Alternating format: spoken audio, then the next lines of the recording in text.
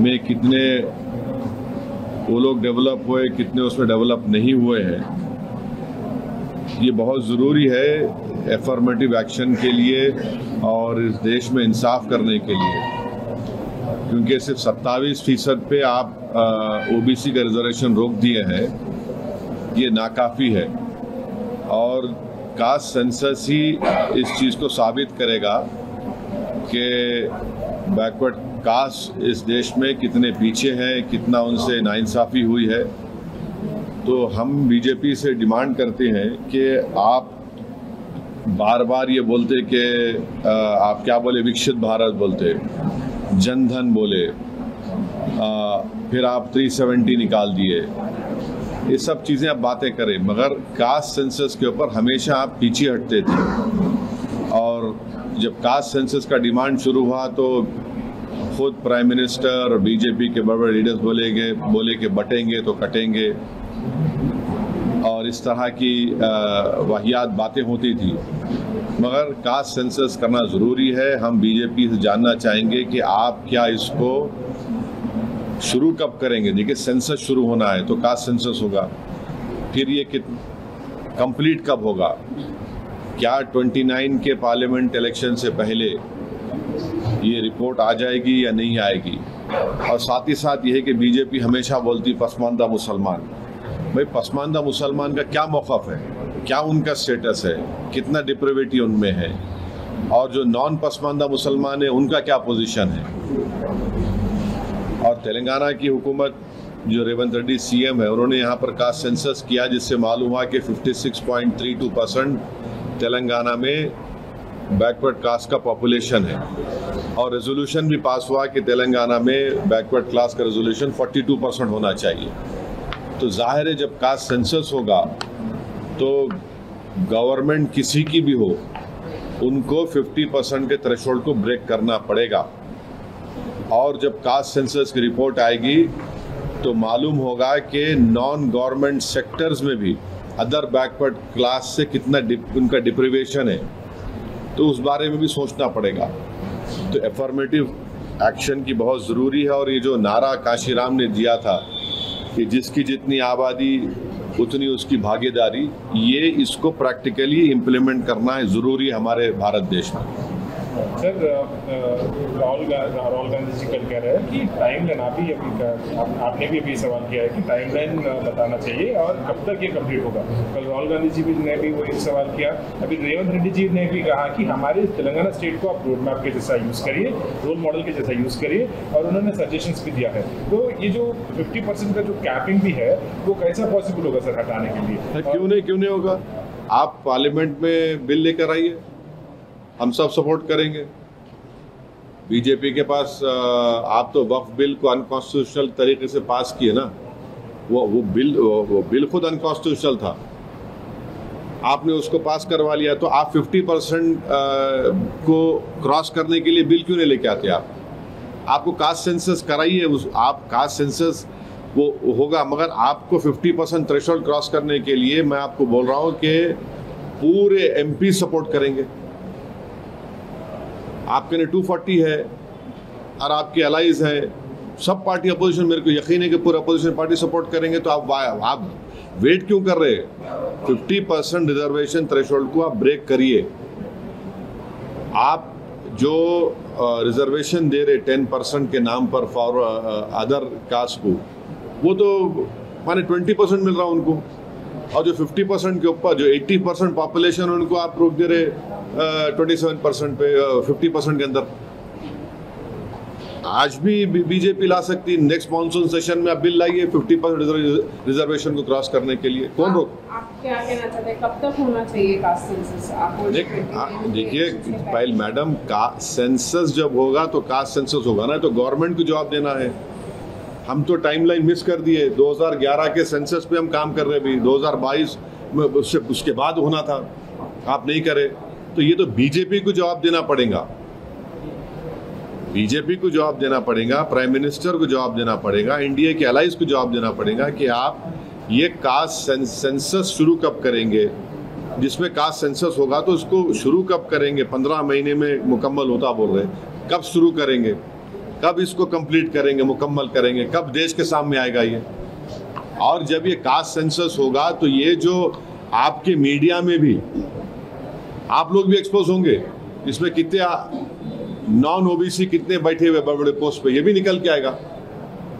जी, BJP के लक्ष्मण जी ने अभी कुछ देर पहले कहा कि अभी जो तेलंगाना में हुआ था 12% तो मुस्लिम पॉपुलेशन है, जबकि 10% जो है ओबीसी में डाल दिया है। की जो सर्वे निकाली, देखिए ये पसमानदा मुसलमान से इनको मोहब्बत है नहीं है बीजेपी को।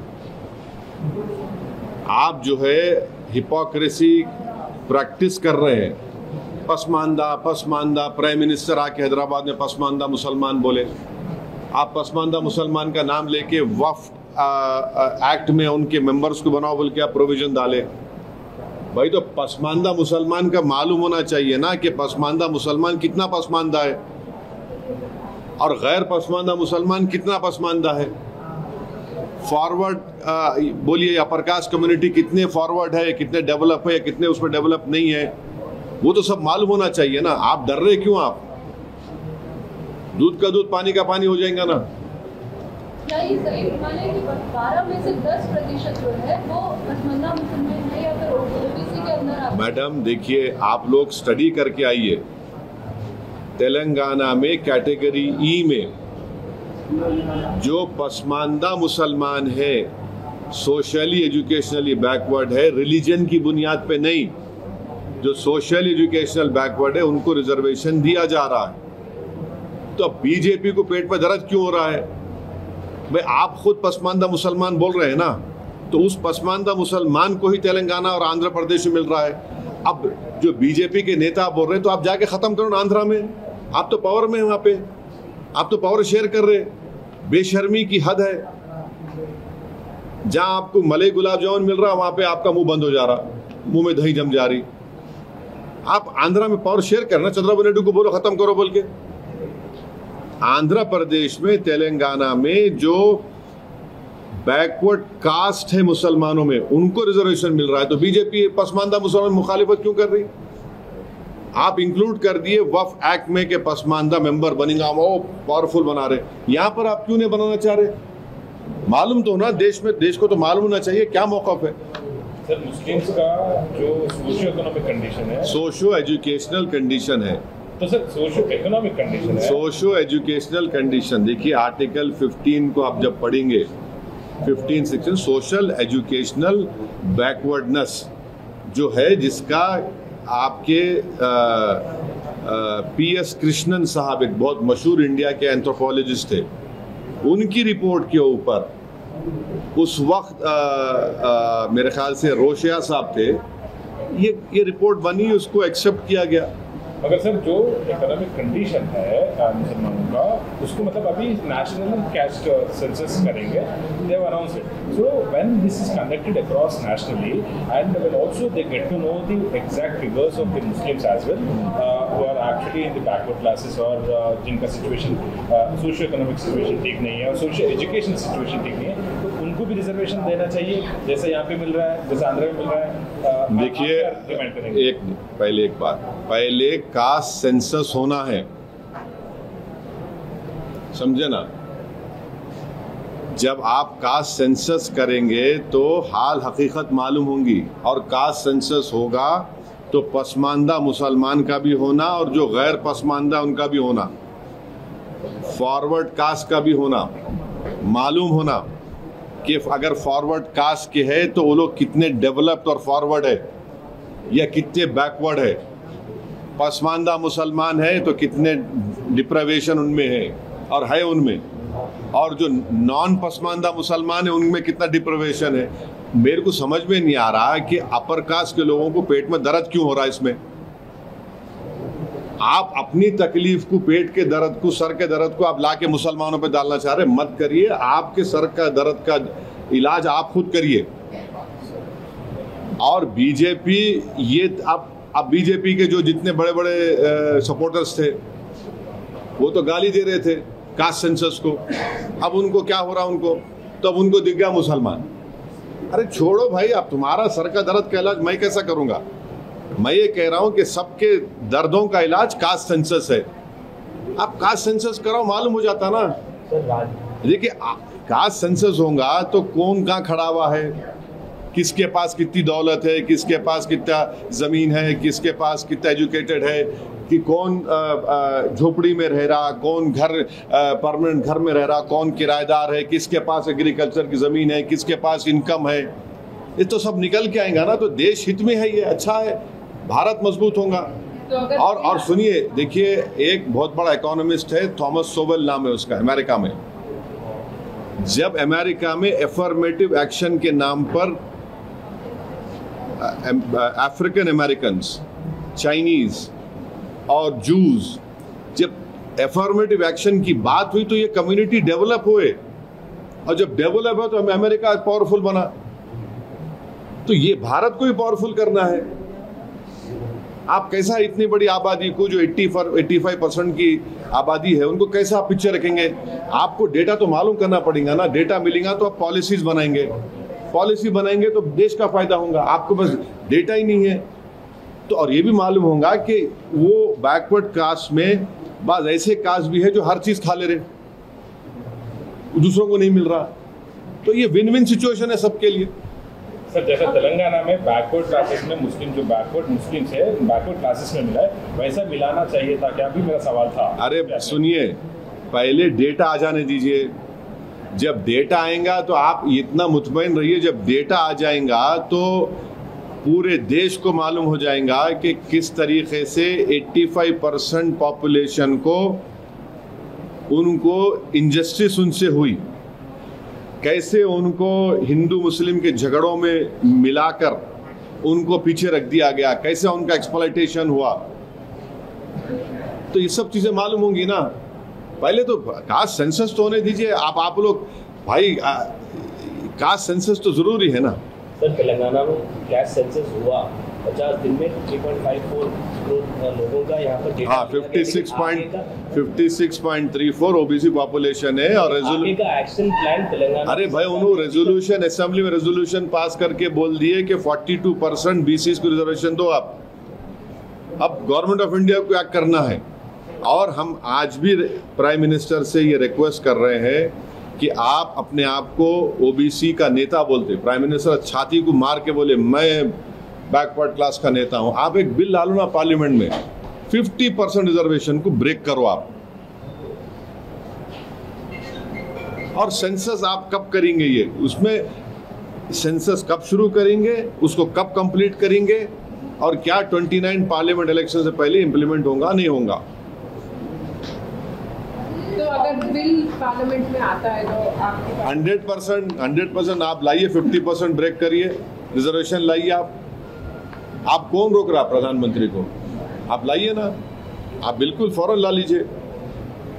जिस तरह की जैसे ये बात सामने आई है, उसके बाद से जो राजनीति हो रही है पार्टियों के बीच में, एक दूसरे के ऊपर ये कहने की हमने इसके लिए दबाव बनाया, हमने इसके लिए इनिशिएट कर रहे हैं, कैसे देख रहे हैं? आप देखिए, आप छोड़ जी ना, कौन दूल्हा बन रहा है नहीं बन रहा है मेरे को उसकी फिक्र नहीं है। आप कास्ट सेंसस का डिसीजन ले लिए। और देखिए केरला में आरएसएस की बैठक हुई थी, वो बैठक में भी उन्होंने इन अ वे बोले कास्ट सेंसस कराओ बोल के।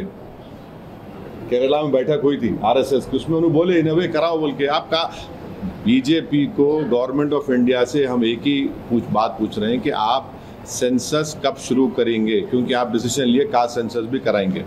सेंसस कब शुरू होगा और कब कंप्लीट होगा, उसका डेटा देश के सामने कब आएगा? क्या 29 पार्लियामेंट के इलेक्शन से पहले ये हो जाएगा नहीं हो जाएगा, हमको बताइए।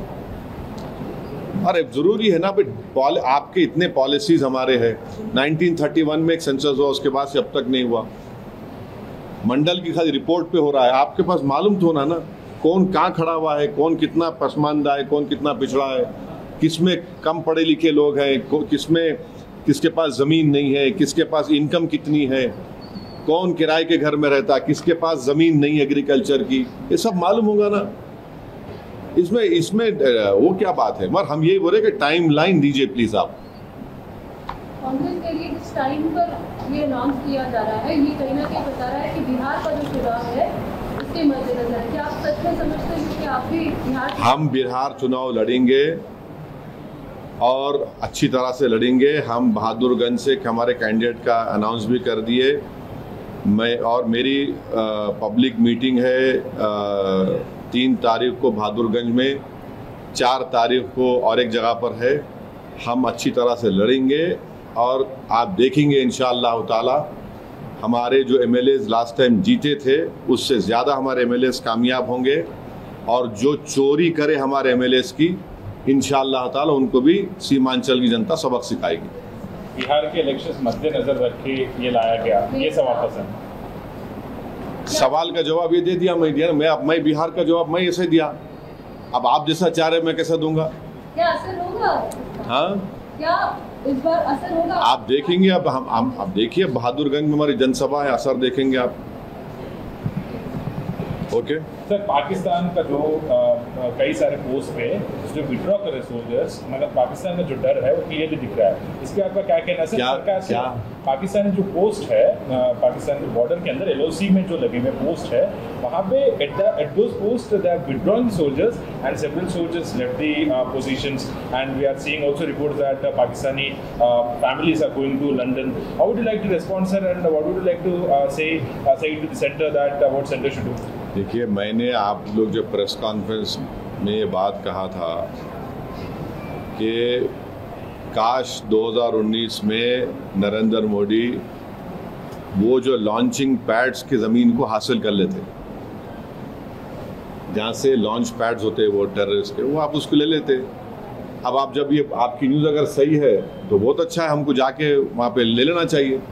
मेरे को नहीं मालूम, आपके ऊपर वो आप बोल रहे खाली करके चले गए, तो खाली करके चले गए तो फिर हम जाके बैठना वहाँ पे और छोड़ना नहीं। अब के बार अगर कुछ एक्शन ले रहे तो घर में घुस के बैठ जाना, घर में घुस के मारते बोले ना, अब घर में घुस के बैठ जाना, खत्म, ये होना चाहिए। POK ले लेना नहीं, अरे गवर्नमेंट खुद बोल रही, एक बात सुनिए, POK नहीं, POK का रेजोल्यूशन है पार्लियामेंट का, भारत की पार्लियामेंट का रेजोल्यूशन है, वो भारत का है बोल के। तो बीजेपी क्या बोलती, घर में घुस के बोले डैश डैश बोले, हम बोले घर में घुस के बैठ जाओ आप। ये खत्म होना है टेररिज्म, जो बार बार हर थोड़े दिन को जो टेररिज्म होता। आप देखिए हैदराबाद में लुम्बिनी पार्क का हुआ, दिलसुख नगर का हुआ। मैं एक शर्मा साहब को जानता हूँ, तेलुगु के पंडित हैं, उन्होंने अपनी बेटी को खो दिए। कभी कभी आके मिलते मेरे दारुसलाम में, असद साहब मेरी बेटी याद आ रही मेरे को, बोल तेलुगु के पंडित अपनी नौजवान बच्ची भी खो दिए। आप 26/11 का हुआ, निज़ामाबाद की एक दुल्हन वो VT स्टेशन पे मारी गई जिसके हाथों में मेहंदी थी। पुलवामा हुआ, आपके उरी हुआ, आपके पठानकोट हुआ, रेसी हुआ लास्ट ईयर, वैष्णो देवी के पास 7 टूरिस्ट को मारे। तो आपके पास तो पूरे सब अपोजिशन पार्टीज गवर्नमेंट को बोल रहे कि इसका आप खत्म करो, ये टेररिज्म को आप खत्म करो। आप पावर में हैं, आपको खत्म करना है इन चीजों को। एक आखिरी सवाल सर, जो पाकिस्तानी को वापस भेजा गया उसका डेटा रिलीज करना चाहिए क्या सेंटर? जिसको भी वापस भेजा रहे पाकिस्तानी जो नेशनल थे, शॉर्ट टर्म वीजा पे, 60 वीजा पे जो थे, या फिर लॉन्ग टर्म वीजा? अरे वो छोड़ दे भाई, वो जो बच्ची आके बैठ गई यहाँ पे 2 बच्चों को लेकर, उनको क्या बोलते, तुम लोग पूछ रहे नहीं, तुम लोग हैं वापस जाओ बोल के बोल रहे? अरे उन्हें आके बैठ गए, उन्हें वो क्या किस्सा क्या है प्यारे, वो तुम लोगों को बड़ी मोहब्बत उससे हो गई, उसका बारे में पूछ रहे हैं तुम लोग। वापस जाओ। अरे हाँ, हंसना देखो, अरे क्या बोलेंगे। हाँ चलिए, और कुछ है? Thank you sir, thank you.